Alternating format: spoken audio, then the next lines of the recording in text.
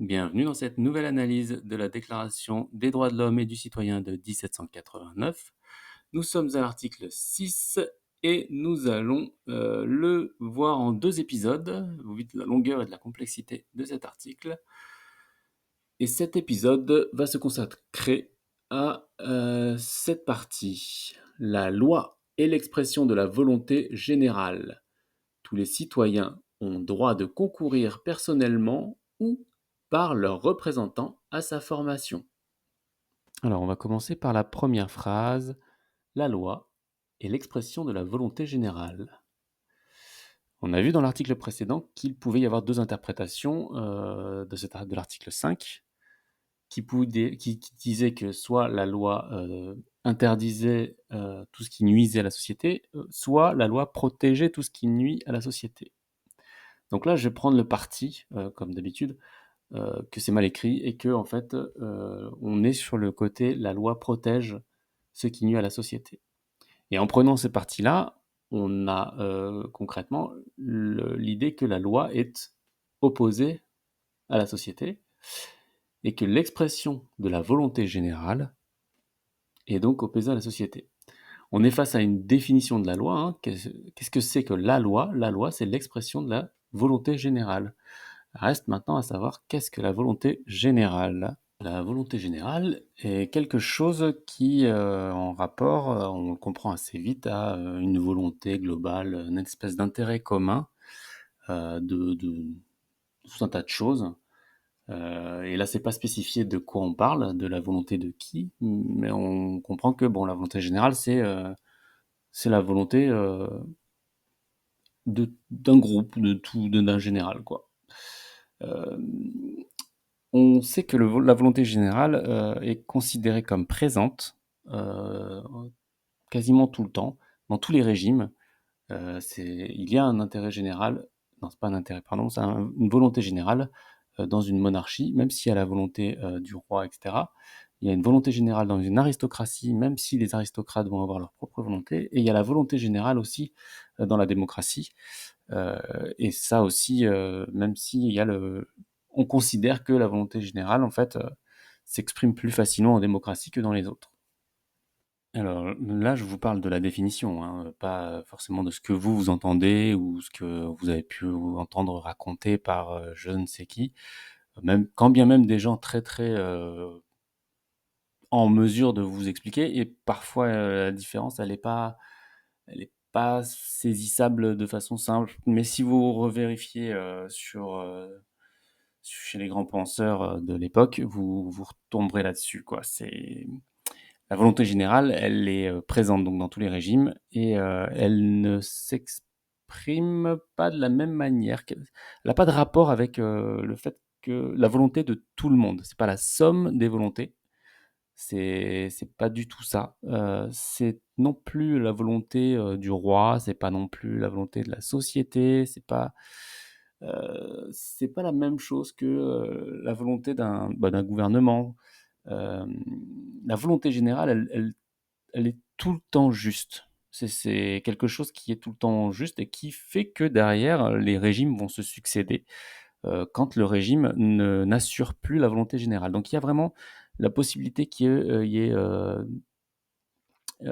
incohérence entre, euh,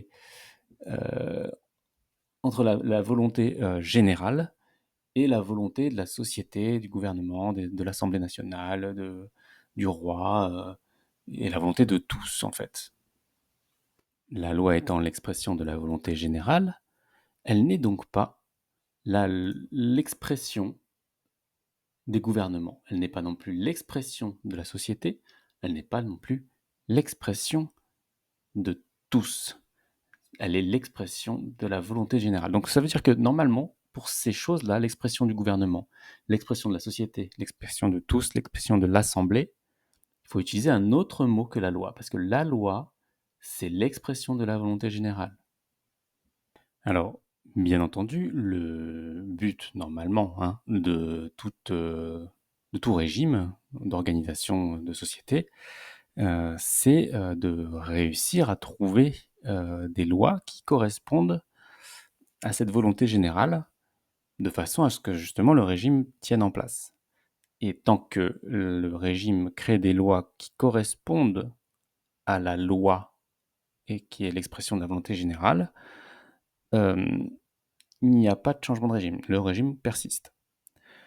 Euh, mais enfin, ça ne veut pas dire, du coup, même si l'expression d'un gouvernement ou d'un roi ou du peuple ou de tous est différente de la loi, ça ne veut pas dire qu'elles le sont tout le temps. C'est juste que c'est deux choses qui se croisent à certains moments et qui, quand c'est trop différent, en fait, euh, fait changer de régime. Ce qui joue en la faveur de penser que la loi euh, peut vouloir, peut protéger ce qui nuit à la société, dans le sens où si la société ne suit pas la volonté générale, celle-ci est mise à mal. Et quoi qu'elle fasse, elle sera la loi, donc la loi, l'expression de la volonté générale, euh, jouera en la défaveur d'une société qui décide de ne pas la suivre. Alors on va revenir sur les définitions de l'expression déjà, parce qu'on parle de l'expression de la volonté générale et on ne s'y est pas attardé. Il ne faut pas comprendre expression comme dans liberté d'expression. Clairement, c'est pas le cas, puisque la volonté générale n'est pas une personne qui va parler. La volonté générale, c'est quelque chose, c'est un concept. C'est pas quelqu'un qui parle. Et c'est pas tout le monde qui parle non plus. On a bien fait la distinction entre tout le monde et la volonté générale. C'est pas la même chose. Et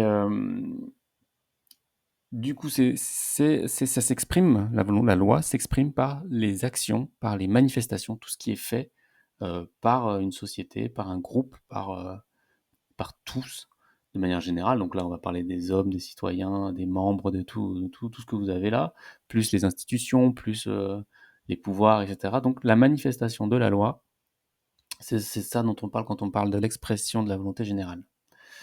Euh, et, euh, et donc, faut vraiment le distinguer de ce qui va être écrit, qui peut refléter la volonté générale, mais qui ne le fera pas systématiquement et qui n'est pas la loi.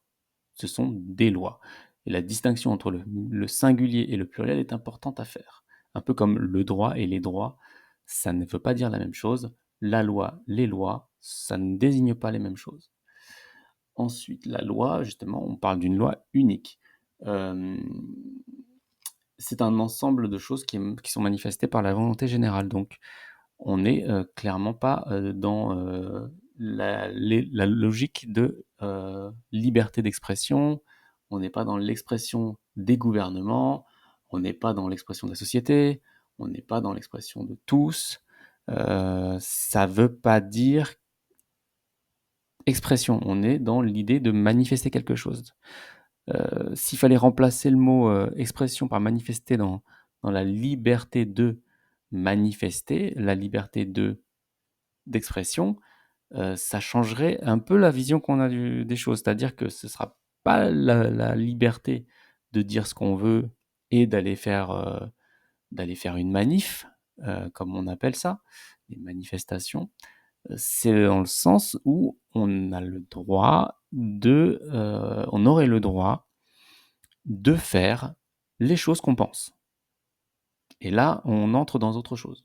C'est pas du tout le même concept. Donc il ne faut pas tout mélanger.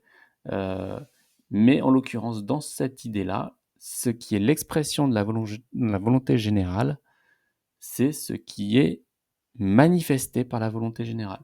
Bon, et on arrive à 10 minutes et on est à la première phrase de l'article. Je pense que j'ai été optimiste en pensant qu'il serait possible de le faire en 2 épisodes.